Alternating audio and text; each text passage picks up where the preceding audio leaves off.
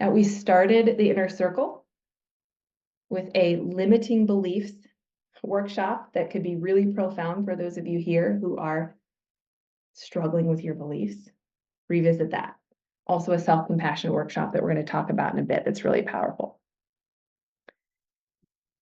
Healing begins right now, and every single one of you here is capable. Okay, now that we have all of that out of the way, we've talked about the barriers to healing. You all understand what you need to do to be able to make this journey a success. We're going to dive into the nitty-gritty of the workshop. Again, I want you to think of today as equipping yourself with all of the necessary tools and resources that you're going to need for this journey ahead.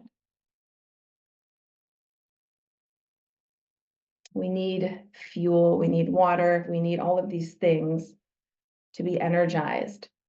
Not only so we can physically feel like we have the energy to come to this work and do these things, but we need to start to lower stress and build capacity in our nervous systems. A nervous system cannot change in a state of freeze and shutdown, and many of you are there right now. Right? So we need to build capacity. So today I'm going to show you the most effective ways to be able to do that so that you're able to go on this journey, and it's going to be a lot more enjoyable when you have a little fuel in the tank, okay? So as we start to do this adrenal healing workshop, some of you tested, some of you didn't. Either way, we all need to do the same thing. We need to lower stress. Some of you would supplement a little bit differently, and I'll share those differences with you. But some of you are wondering, like, Kate, how long does it take? If I see that I have stage 2, 3, 4 adrenal fatigue on my test, how long is it going to take me to heal?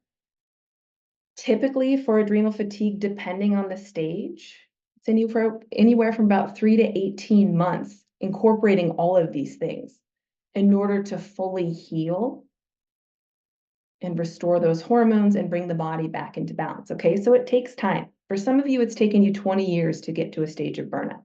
Again, don't attach a timeline to your healing. Just fall in love with the process of taking care of yourself, okay?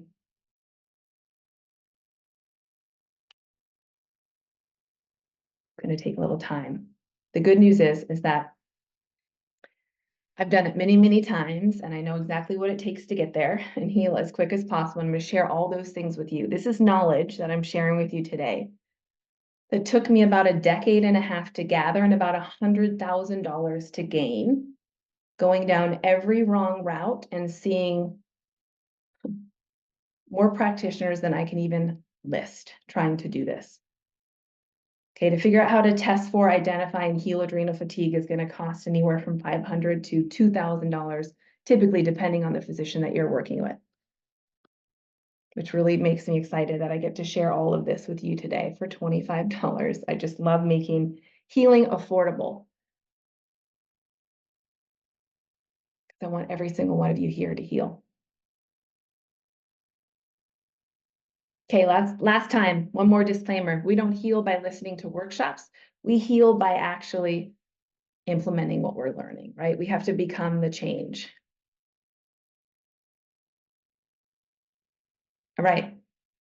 In the newsletters, I talked about how to test for and identify adrenal fatigue. We talked about the importance of restoring function and why we need to focus on this, right? Because it disrupts cellular functioning and contributes to many diseases. When our adrenal glands aren't working well, our risk for different diseases goes up as our cells are literally in a dysfunctional state. We talked about how adrenal burnout is a result of prolonged stress, which exhausts the adrenal glands, and they're no longer able to keep up with production of cortisol. Cortisol is a derivative of cortisone, our body's natural anti-inflammatory, is a derivative of cortisol. So when cortisol is low and we're in burnout, we're lacking our body's most potent anti-inflammatory. Inflammation is a big problem when it comes to health issues, right? So it's really critical that we understand why we need to do this work and the importance of this work, okay? If you haven't read newsletter 1 and 2, just make sure after the workshop you jump in, and this workshop will make a lot more sense so you have a little bit of context. So chronic stress not only affects our mental and emotional well-being, but it manifests physically, right? And this can look like fatigue, digestion issues, blood sugar unstabilization, metabolic dysfunction. Also, it makes weight loss really difficult. And over time, this imbalance increases our susceptibility to a range of different health issues, right? Autoimmune, cancer, cardiovascular issues. So by supporting our body, managing stress with the tools that we're going to learn today, making these lifestyle adjustments, we can restore the function of our adrenal glands. This is critical for disease prevention and just for feeling good and thriving in this life, okay? So as we make our way through, follow along. There's the notes that are outlined in the members area if you want to print those off. Again, you're going to receive a 45-page guidebook. Thank you to Allie, my director of marketing, who puts together these amazing guidebooks with graphics or like just little ebooks for you guys to be able to have all of these steps right there in front of you, lined out. Again, a resource I would have given anything to have in front of me with just clarity, and these are the steps, and this is what works the best. This is the most effective way. This is the most bang for your buck. So that'll be coming after the workshop. All right, who's ready? So there's 10 steps that we're going to cover today on how to support the adrenal glands. Probably going to go through about 3 of them, and then we're going to take like a 10-minute break, and then we'll come back and finish, okay? Step number 1, information and technology detox.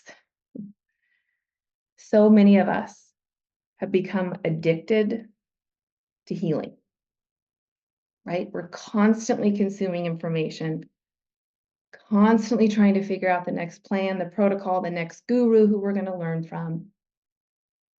And it's totally natural to want to heal. But all of this searching and the constant information overload is absolutely keeping you from healing.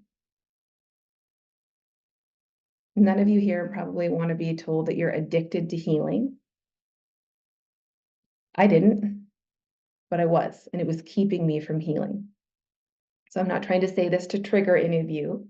I'm just bringing this to your awareness because understanding this now is going to prevent you from a lifetime of struggling with chronic health issues, because so many of us become so addicted at this process of healing and learning it. But all of the stress that it creates, the constant incoming of information, if you think that's not stressful, think again. It is extremely stressful. All of that will prevent you from healing. And it can sneak up on us, right? So we just come here and we want to heal, and we just have a genuine desire to heal and to overcome our chronic health issues. And so we begin searching and looking for supplements and therapies and seeking advice from multiple people, and it quickly becomes all consuming. We might find ourselves constantly chasing the next thing, right? We're like, it's the gut. If I just heal my gut, it's all gluten. It's got to be dairy. It's parasites. It's all parasite. No, it's heavy metals, right? We've all done this. Always looking for the next protocol, the next magic bullet that's going to fix us. And this cycle leads to a pattern of relentless searching and trying,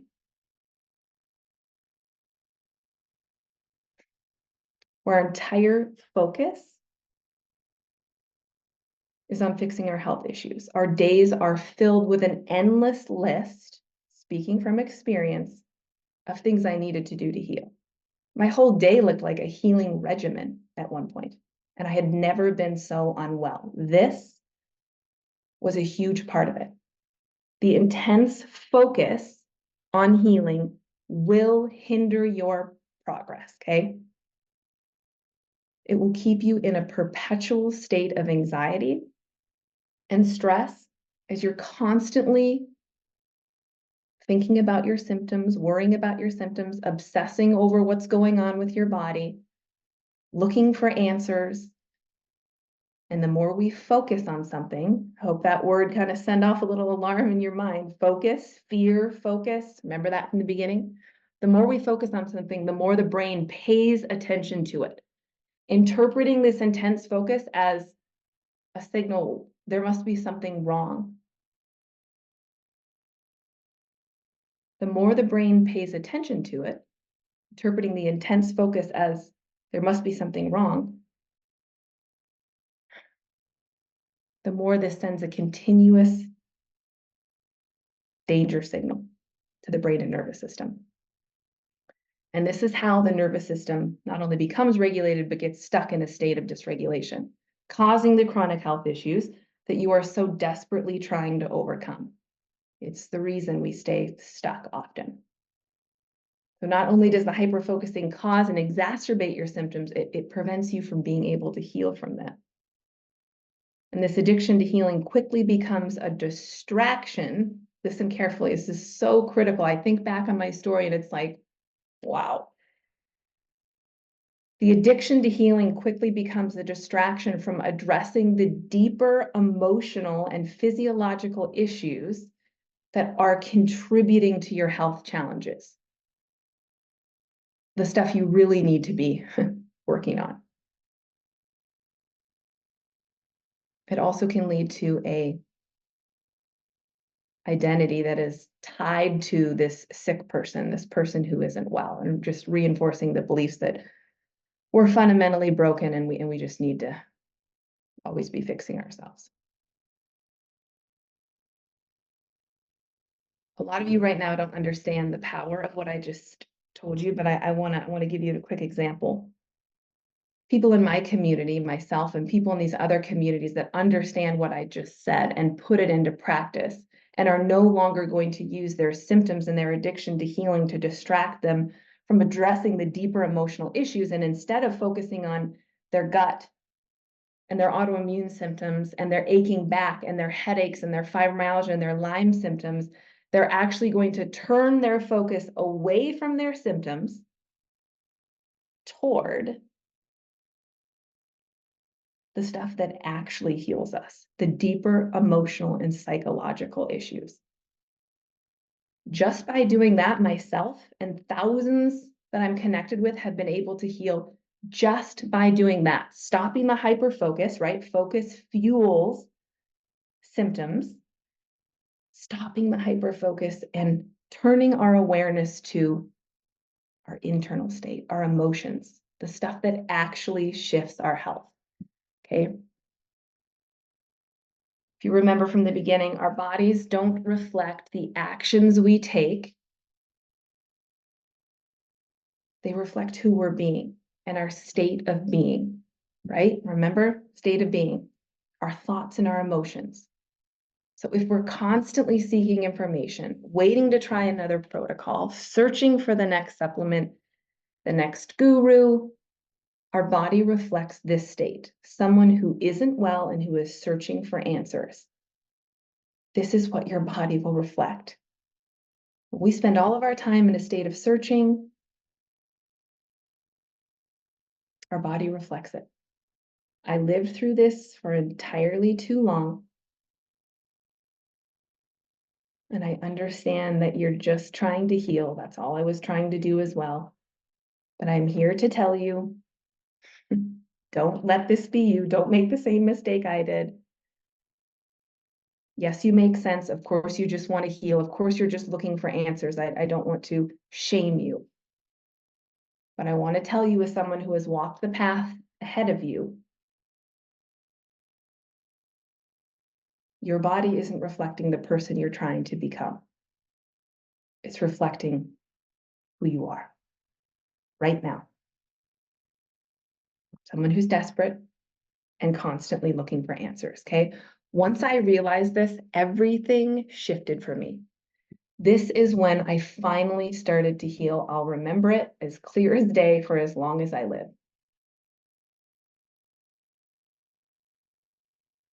Our bodies mirror our internal state, and the constant searching for answers signals our brain there's something fundamentally wrong, and this perpetual cycle of seeking and fixing intensifies focus, triggering the continuous loop of stress and anxiety, which exacerbates nervous system dysregulation, which is the cause of your symptoms.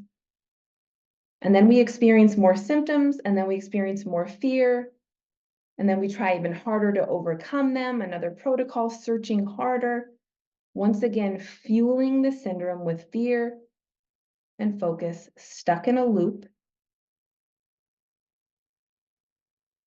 a cycle that defines mind-body syndromes. The reason you are all here, okay? Symptoms amplified by fear and fixation, perpetuating a vicious cycle that some spend a lifetime. For me, it was a portion of a lifetime stuck in. It's really critical that we learn how to become aware of this cycle. Because if we cannot observe what's making us unwell, and I'm here to tell you it's making you unwell, we can't change it.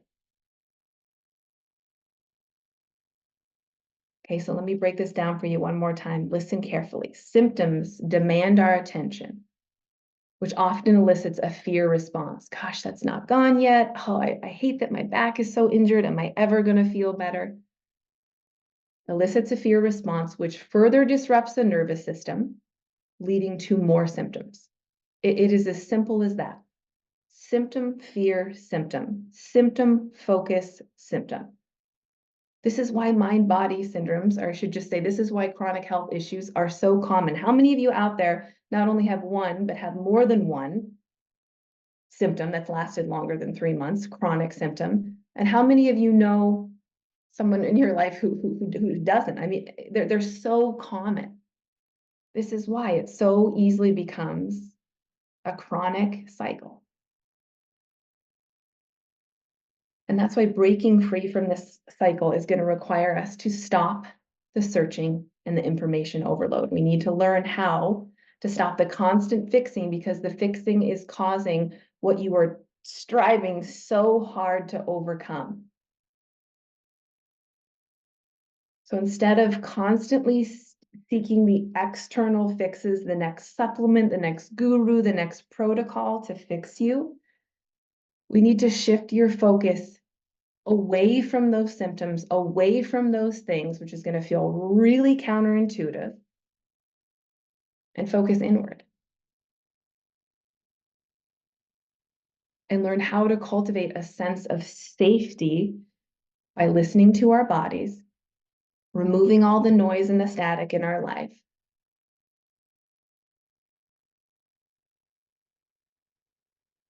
and understanding that the answers we're seeking, the healing we're seeking, isn't going to be found out there. You've already looked out there. I've already looked out there. I would tell you if it was over here, if it was over here, if it was just your gut or just your hormones. The cure you're seeking is inside you.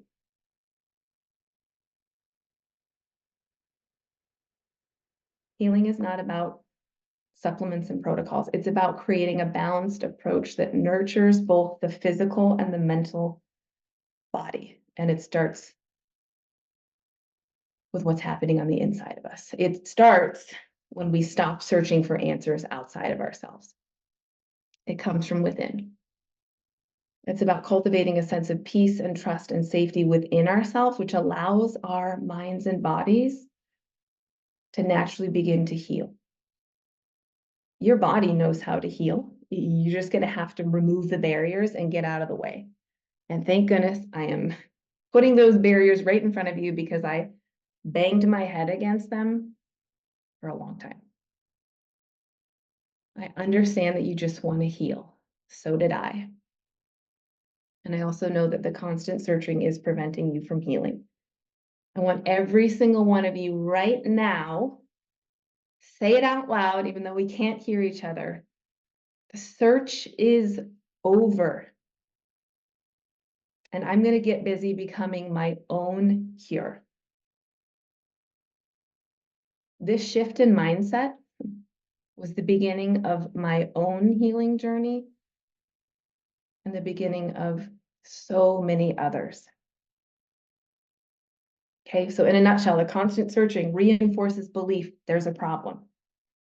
This is registered by the brain and nervous system as more threat, causing nervous system dysregulation, which generates chronic symptoms.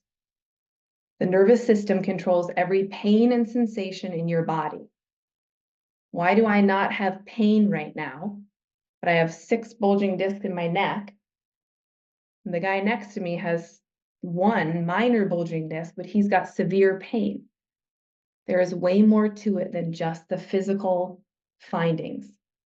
Okay, the nervous system is what controls every ache, pain, sensation in our body.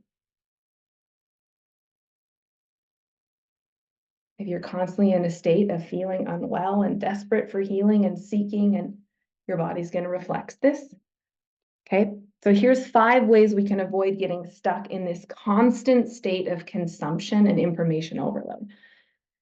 Step 1, we have to become aware. Awareness is a superpower when it comes to healing. I want you all to take awareness, put it in your back pocket. You're going to need it 1,000 times, 1,000,000 times over the next 6 months. Step 1, awareness. We have to be able to observe what we're doing. We have to recognize the underlying addiction to healing and how it perpetuates the identity of a sick person. We understand this addiction contributes to feeling stuck in a cycle of seeking and validation, looking for solutions and reinforcing the identity of a sick person. Okay, so awareness, step 1. Step 2, set boundaries. This looks different for everyone, and I can't implement these for you. But we need to establish certain times in our day, right, for healing related activities and research and that kind of stuff, for us to be partaking in it. Because otherwise, some of us that are addicted are just in this constant information overload consumption without implementation mode. So by limiting the time that we spend on our devices and seeking this is going to help move us away from being in the identity of a sick person constantly, okay? Step 3, we can declutter our digital spaces. How many of you on your phone have all of these things and resources and people and Instagram, you're constantly learning? Unsubscribe from the unnecessary newsletters and notifications and all the health-related information that maybe you have set up in your life that is just reinforcing, again, this identity of a sick person that's just desperate for something, somebody. Declutter your digital spaces. Step 4, mindful consumption, practicing mindful browsing, right? Setting intentions before we consume health-related content, making sure we're even aware that we are. How many of you just unconsciously, and you're just like information overload on Instagram, scrolling at night, and you've got all this, just so much coming at you, no implementation. All sounds like a great idea in theory. You're consuming it, but you're not being it. All you're doing is reinforcing your identity as a sick and desperate person, right? So we have to be mindful and aware of when we are in consumption mode so we can gauge and we can back off when we need to. Because so many of you, what so many of you need to do to heal is to actually just cut out some of the noise in your life so that your nervous system can come back into safety and regulation. And sometimes we can't do this with all of the incoming. So just make sure what you're consuming, you're being mindful of it. And it's not just reflecting this desperate person who's trying to heal, okay? Step 5, alternative activities, engaging in activities offline, hobbies, spending more time in nature with friends, like just living. And some of you are thinking like, oh, wow, good idea. Some of you aren't doing this. You have become someone whose entire life is organized around the next protocol, the next doctor you're going to see, the next diet you're going to try. You're not living. Living is going to help you heal because our body reflects who we are. And when we live alongside our symptoms for a while and we go out and we enjoy life and we go on a walk, regardless of our back hurting, and we just start to live a little bit and we stop focusing on everything that's wrong, guess what? That leads to our healing. We can't wait for our healing to go and live. We have to live now. So making these changes over time might be a little hard to put in place, but it's so important to establish these boundaries with our phones and with our devices, right? Which brings me to my next point. Our phones, where we're so connected, right? social media and all these platforms, and this is a major contributor to your nervous system dysregulation. My phone, Instagram, for me, number one source of dysregulation, nervous system dysregulation in my life. You, probably close to the same. The constant rings and dings and texts and messages and notifications and this just stimulating reels and just the dinging, dopamine hits. It just keeps our body stuck in a perpetual state of high alert. So it's so important that we understand that anything that keeps the body stuck in a state of vigilance is contributing to nervous system dysregulation and consequently contributing to your symptoms. Right? So this means that healing our adrenals and healing from chronic stress and calming our nervous systems will require us to set healthy boundaries with our phone. When I feel most stressed out and most dysregulated is in direct proportion to how much time I spend on my phone and on Instagram. Recognize this. Your addiction to your phone and the ringing and the dinging is a significant part of what is keeping you unwell. Okay? So here's some ideas, some tips to be able to establish healthy boundaries with your phone. Step one, limit screen time. Schedule times where you're checking messages and you're on. That's what I have to do, where I'm actually on there. I have to be really mindful. Otherwise, it ends up, it's just a day of like checking and notification, and you can't figure out why you feel so horrendous at the end of the day. You've just been interrupted, and your nervous system does not like that. Limit your screen time. Personally, I don't get on my phone within 30 minutes of waking. It's a rule. I have to do my breathing and meditation, my sunlight, my red light, whatever I'm doing in the morning before I get on my phone. At 8 o'clock at night, my phone goes off in another room. That's it. Never by my bed. It's away from me. I also try not to carry my phone around with me, like from room to room into the bathroom, and you're on your phone, you're going to the bathroom. No. These high alert habits keep your body stuck in a state of hypervigilance. You have to recognize this is a part of what's keeping you. Maybe you're here with anxiety. This is huge for you. Be mindful of the urgency culture. You guys, our culture is, I don't know where you're all from. Well, I sort of saw some of it, but we're from all over the world. But most of us are part of the urgency culture, right? Don't subscribe. Turn off your devices, turn off your notifications. Do what you can to not partake in urgency culture. It's not necessary to respond into every ding and notification all day. You have the power to check your phone at times that support your well-being.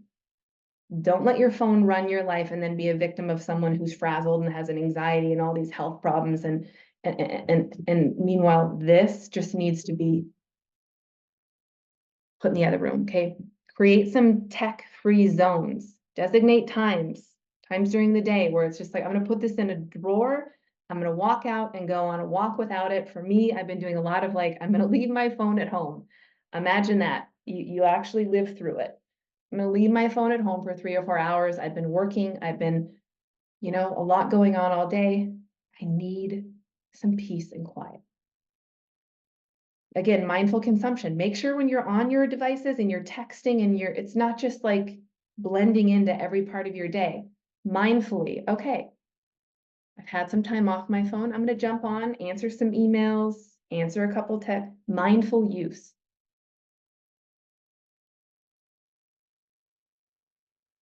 Step 5, alternative activities.